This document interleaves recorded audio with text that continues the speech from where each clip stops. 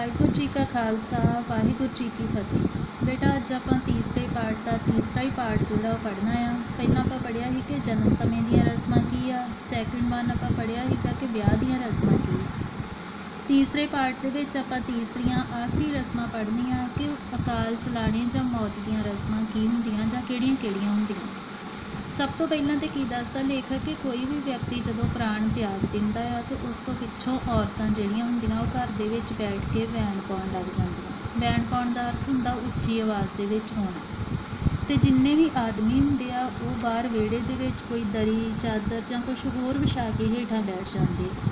सारे जिन्ने भी लोग अफसोस करन आए हुंदे उस व्यक्ति दा ਉਹਦੇ चंगे कर्मां दी चंगे कंमां दी जिहड़ी वो सिफत सलाह करदे। फिर मਰਨ वाले व्यक्ति ਨੂੰ आखिरी इशनान करवाया जाता। जे तो औरत मरी होवे तो सुहागण होवे तो उन्होंने लाल रंग के कपड़े गहने मेहंदी वगैरह सारे मतलब कि उसनों सजाया वगैरह जाता है। फिर उन्होंने अंतिम यात्रा वास्ते चंगे तरीके नाल सजा सवार के तैयार कर लिया जाता। ਜਿਹੜਾ व्यक्ति मतलब मर चुका हो मृतक होवे उन्होंने नहाउण तो बाद जिन्ना चिर नहाउंदे उन्होंने नहाया जाता वा एक साइड के उत्ते उन्नी देर दे विच कुछ आदमी जाके शमशान घाट दे विच चिखा वास्ते बालन ढो लैंदे आ। घर दे विच बैठ के इशनान तो बाद जिहड़ा उहदी अर्थी तैयार कर ली जाती है। अर्थी नूं तैयार करन वास्ते बांस जां बेरी की लकड़ी वरती जाती। किल लोहे दे नहीं वरते जाते बल्कि लोहे की थां उत्ते कोई तिखी लक्कड़ जिन्हों कि बब्बड़ कहा जाता है उहदे नाल अर्थी दीयां लकड़ियां जिहड़ियां हुंदियां उहनूं बन्निया जाता। घर तो सिवियां तक जाते समय मृतक के करीबी रिश्तेदार उहदी अर्थी नूं अपने मोढियां उत्ते चुक के ले जाते आ। जदों घरों तुरदे आ उस समय एक रस्म की जाती कि मृतक की देह तो सारे जिहड़े साक संबंधी भाईचारे के लोग रिश्तेदार आए हुंदे वो पैसे वार के सुटदे। पैसे वार के जिहड़ा वो ग्रंथी जां भाई नूं दिंदे। ਉਹਦਾ अर्थ ये ਹੁੰਦਾ कि ਉਹਦਾ किराया ਜਾਂ भाड़ा ਜਿਹੜਾ उतार दिता गया भाव कि उन्हें इत्थों लेके जी परलोक तक की जी यात्रा आ ਉਹਦਾ ਉਹਨੂੰ पैसा किराया वगैरह ਜਿਹੜਾ ਮੰਨਿਆ ਜਾਂਦਾ कि दिता जाता।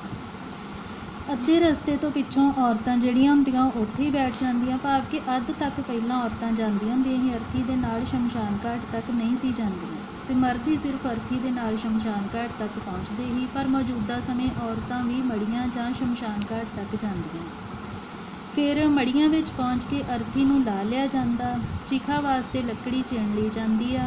फिर मृतक देह नूं चिखा दे उत्ते लिटा दिता जाता। इस तो पिछों जिहड़ा मरन वाले व्यक्ति का वड्डा पुत्तर हुंदा वो अपने हत्थ विच लांबू लैके सज्जों खब्बे नूं एक गेड़ा अर्थी दे दुआले कढदा है। फिर मरन वाले व्यक्ति के पैरों कोल पहुँच के वो चिखा नूं लांबू ला दिंदा।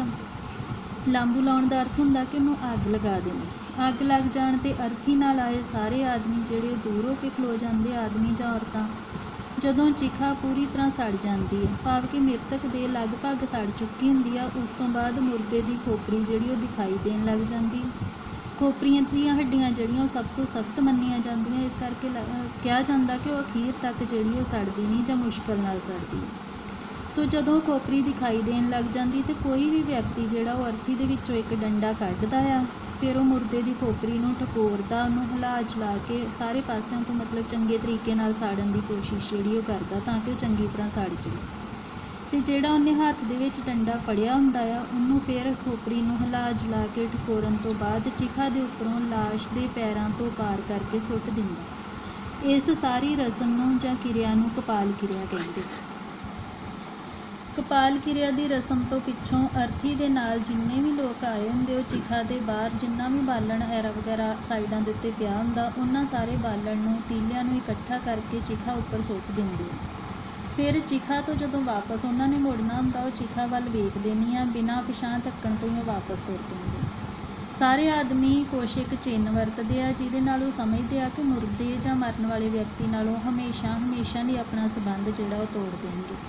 ये चिन्ह किहड़े हुंदे कि कई बार तो कोई डक्का तोड़ते आ जां तीला तोड़ते आ। कई बार उत्थे शमशान घाट च पिया कोई कंडा वगैरह तोड़ते आ। कई लोग निम की पत्ती जिहड़ी हुंदी आ जां पत्ते हुंदे उन्हां नूं चबा लैंदे आ। तो मन्निया जाता कि जिन्नी निम कौड़ी हुंदी आ उन्ना ही मरन वाला व्यक्ति जिहड़ा उन्हां लई कौड़ा हो गया। जां कई लोग अक दा दुੱਧ चो के उन्होंने अक्कों कौड़ा समझ लैंदे भाव कि हर तरीके दे नाल जिहड़ा वो अपने संबंध उस मरन वाले व्यक्ति नालों तोड़ लैंदे। ਰਸਤੇ ਵਿੱਚ ਸਾਰੇ ਲੋਕ ਜਿਹੜੇ ਉਹ ਕਿਸੇ ਖੂਹ, ਟੋਭੇ ਜਾਂ ਛੱਪੜ ਉੱਤੇ ਜਿੱਥੇ ਵੀ ਮਤਲਬ ਉਹਨਾਂ ਨੂੰ ਪਾਣੀ ਦਾ ਕੋਈ ਸੋਰਸ ਨਜ਼ਰ ਆਉਂਦਾ ਉੱਥੋਂ ਆਪਣਾ ਹੱਥ ਮੂੰਹ ਧੋਂਦੇ ਆ। ਕੁਛ ਲੋਕ ਇਸ਼ਨਾਨ ਵੀ ਕਰ ਲੈਂਦੇ ਆ। ਫਿਰ ਮੌਤ ਤੋਂ ਚੌਥੇ ਦਿਨ ਮੁਰਦੇ ਦੇ ਫੁੱਲ ਜਿਹੜੇ ਉਹ ਚੁਗੇ ਜਾਂਦੇ ਆ। ਫੁੱਲਾਂ ਨੂੰ ਹਰਿਦੁਆਰ, ਕੀਰਤਪੁਰ ਜਾਂ ਕਿਤੇ ਵੀ ਜਿੱਥੇ ਵੀ ਉਹਨਾਂ ਨੂੰ ਆਸਾਨੀ ਦੇ ਨਾਲ ਕੁਛ ਮਤਲਬ ਜਿਹੜਾ ਵੀ ਇਲਾਕੇ ਦੇ ਹਿਸਾਬ ਦੇ ਨਾਲ ਉਹਨਾਂ ਦੇ ਕੋਲ ਸੋਰਸ ਹੋਵੇ ਉਸ ਜਗ੍ਹਾ ਦੇ ਉੱਤੇ ਉਹਨੂੰ ਜਲ ਪ੍ਰਵਾਹ ਕਰ ਦਿੱਤਾ ਜਾਂਦਾ। ਇਸ ਤੋਂ ਪਿੱਛੋਂ ਕੁਝ ਦਿਨ ਦੂਰ ਨੇੜੇ ਦੀਆਂ ਮਕਾਨਾਂ ਆਉਂਦੀਆਂ, ਭਾਵ ਕਿ ਲੋਕ ਸਾਕ ਸੰਬੰਧੀ ਆਲੇ ਦੁਆਲੇ ਦੇ ਪਿੰਡ ਦੇ ਜਿਹੜੇ ਘਰ ਦੇ ਵਿੱਚ ਅਫਸੋਸ ਕਰਨ ਆਉਂਦੇ ਆ, ਜ਼ਮੀਨ 'ਤੇ ਹੀ ਬੈਠਦੇ ਆ ਅਤੇ ਇਸ ਚੀਜ਼ ਨੂੰ ਜਿਹੜਾ ਉਹ ਮਕਾਨ ਕਿਹਾ ਜਾਂਦਾ। ਮਕਾਣਾ ਜਿਹੜੀ ਲਗਭਗ ਮਤਲਬ 10 ਕੁ ਦਿਨ ਤੱਕ ਆਉਂਦੀਆਂ। 10ਵੇਂ ਦੇ ਉੱਤੇ ਜਿਹਨੂੰ ਹੰਗਾਮਾ ਵੀ ਕਿਹਾ ਜਾਂਦਾ ਜਾਂ ਸਿੱਖ ਪਰਿਵਾਰਾਂ ਦੇ ਵਿੱਚ ਅਖੰਡ ਪਾਠ ਸਾਹਿਬ ਦਾ ਭੋਗ ਪਾਇਆ ਜਾਂਦਾ। ਹਿੰਦੂ ਲੋਕ ਜਿਹੜੇ ਉਹ ਰਸਮ ਪਗੜੀ ਕਰਦੇ ਆ, ਕਿਰਿਆ ਵਗੈਰਾ ਕਰਦੇ ਆ। ਸੋ ਇਹ ਜਿਹੜੀ ਅੰਤਿਮ ਰਸਮ ਹੁੰਦੀ ਆ ਜਾਂ ਅੰਤਿਮ ਕਿਰਿਆ ਹੁੰਦੀ ਆ, ਅਰਦਾਸ ਵਗੈਰਾ, ਉਹਨੂੰ ਹੰਗਾਮੇ ਦੀ ਰਸਮ ਕਿਹਾ ਜਾਂਦਾ। ਹੁਣ ਹੰਗਾਮੇ ਦੇ ਸਮੇਂ ਜਦੋਂ ਇਕੱਠ ਹੋਇਆ ਹੁੰਦਾ ਵਾ ਉਦੋਂ ਦਸਤਾਰਬੰਦੀ ਕੀਤੀ ਜਾਂਦੀ। ਦਸਤਾਰਬੰਦੀ ਦੋ ਤਰ੍ਹਾਂ ਨਾਲ ਹੁੰਦੀ ਆ। ਇੱਕ ਤਾਂ ਬਚਪਨ 'ਚ ਹੁੰਦੀ ਬੱਚੇ ਦੀ, ਜਦੋਂ ਉਹਨੇ ਦਸਤਾਰ ਬੰਨ੍ਹਣੀ ਸ਼ੁਰੂ ਕਰਨੀ ਹੁੰਦੀ ਤਾਂ ਉਦੋਂ ਨਾਨਕੇ ਦਸਤਾਰ ਦਿੰਦੇ। ਇਹ ਹੰਗਾਮੇ ਦੀ ਦਸਤਾਰਬੰਦੀ ਉਹ ਹੁੰਦੀ ਜਦੋਂ ਜ਼ਿੰਮੇਵਾਰੀ ਦੀ ਪੰਡ 'ਚ ਪਾਉਣੀ ਹੋਵੇ ਅਤੇ ਉਦੋਂ ਜਿਹੜੇ ਹੁੰਦੇ ਆ ਉਹ ਵੀ ਫਿਰ ਤੋਂ ਜਿਹੜੇ ਸਹੁਰੇ ਹੁੰਦੇ ਉਹ ਆਪਣੇ ਪੁੱਤਰ ਨੂੰ ਪੱਗ ਬਣਾਉਂਦੇ ਆ ਤਾਂ ਕਿ ਪਿਤਾ ਤੋਂ ਬਾਅਦ ਉਹਨਾਂ ਦਾ ਪੁੱਤਰ ਜਿਹੜਾ ਉਹ ਵਾਰਿਸ ਆ। ਇਸ ਤਰੀਕੇ ਦੇ ਨਾਲ ਅੰਤਿਮ ਜਿਹੜੀਆਂ ਰਸਮਾਂ ਆ ਉਹ ਨਿਭਾਈਆਂ ਜਾਂਦੀਆਂ। ਸੋ ਜਨਮ ਤੋਂ ਲੈ ਕੇ ਅਖੀਰ ਤੱਕ ਪੰਜਾਬ ਦੇ ਵਿੱਚ ਵੱਖ-ਵੱਖ ਤਰ੍ਹਾਂ ਦੀਆਂ ਰਸਮਾਂ ਜਿਹੜੀਆਂ ਨਿਭਾਉਣ ਦਾ ਸਿਲਸਿਲਾ ਜਾਰੀ ਰਹਿੰਦਾ। ਲੇਖਕ ਨੇ ਦੱਸਿਆ ਕਿ ਜਿੱਥੋਂ ਤੱਕ ਮੁਸਲਿਮ ਭਾਈਚਾਰੇ ਦਾ ਸੰਬੰਧ ਆ ਉਹਨਾਂ ਦੀਆਂ ਰਸਮਾਂ ਵਿੱਚ ਦੋ ਵੱਡੇ ਫਰਕ ਆ। ਫਰਕ ਕੀ ਹੈ ਕਿ ਜਿਹੜੇ ਸਿੱਖ ਲੋਕ ਆ ਉਹ ਆਪਣੇ ਬੱਚੇ ਦੇ ਬਚਪਨ ਸਮੇਂ ਨੂੰ ਅੰਮ੍ਰਿਤਪਾਨ ਕਰਾਉਂਦੇ ਆ ਅਤੇ ਅੰਮ੍ਰਿਤਪਾਨ ਸਮੇਂ ਸਮਝਿਆ ਜਾਂਦਾ ਕਿ ਉਹ ਅਸਲ ਦੇ ਵਿੱਚ ਸਿੱਖ ਧਰਮ ਦੇ ਵਿੱਚ ਪ੍ਰਵੇਸ਼ ਜਿਹੜਾ ਉਹ ਕਰਦੇ। ਹਿੰਦੂ ਲੋਕ ਆਪਣੇ ਬੱਚੇ ਨੂੰ ਨਿਸ਼ਚਿਤ ਸਮੇਂ ਦੇ ਉੱਤੇ ਜਨੇਊ ਦੀ ਰਸਮ ਕਰਕੇ ਜਨੇਊ ਪਹਿਨਾਉਂਦੇ ਆ, ਜਿਹਦੇ ਨਾਲ ਉਹ ਸਮਝਦੇ ਆ ਕਿ ਉਹਨਾਂ ਦਾ ਬੱਚਾ ਜਿਹੜਾ ਉਹ ਹਿੰਦੂ ਧਰਮ ਦੇ ਵਿੱਚ ਸ਼ਾਮਿਲ ਹੋ ਗਿਆ। ਉੱਥੇ ਹੀ ਜਿਹੜੇ ਮੁਸਲਮਾਨ ਆ ਉਹ ਆਪਣੇ ਬੱਚੇ ਭਾਵ ਲੜਕੇ ਦੀ ਜਿਹੜੀ ਸੁੰਨਤ ਦੀ ਰਸਮ ਕਰਦੇ ਆ ਅਤੇ ਇਸ ਤਰੀਕੇ ਦੇ ਨਾਲ ਉਹ ਸਮਝਦੇ ਆ ਕਿ ਉਹਨਾਂ ਦਾ ਲੜਕਾ ਜਿਹੜਾ ਵਾ ਹੁਣ ਅਸਲ ਦੇ ਵਿੱਚ ਉਹ ਇਸਲਾਮ ਧਰਮ ਦੇ ਵਿੱਚ ਸ਼ਾਮਿਲ ਜਿਹੜਾ ਹੋ ਸਕੇ। ਇਸੇ ਤਰ੍ਹਾਂ ਹੀ ਮੌਤ ਤੋਂ ਬਾਅਦ ਮ੍ਰਿਤਕ ਦੇਹ ਨੂੰ ਅਗਨੀ ਭੇਟ ਕਰਨ ਦੀ ਥਾਂ ਦੇ ਉੱਤੇ ਮੁਸਲਮਾਨ ਜਿਹੜੇ ਦਫਨਾਉਂਦੇ ਆ, ਜਦ ਕਿ ਸਿੱਖ ਅਤੇ ਹਿੰਦੂ ਦੋਵੇਂ ਜਿਹੜੇ ਉਹ ਅਗਨੀ ਭੇਟ ਕਰਦੇ ਭਾਵ ਕਿ ਉਹਨਾਂ ਨੂੰ ਜਿਹੜਾ ਦਾਹ ਸੰਸਕਾਰ ਕਰਦੇ।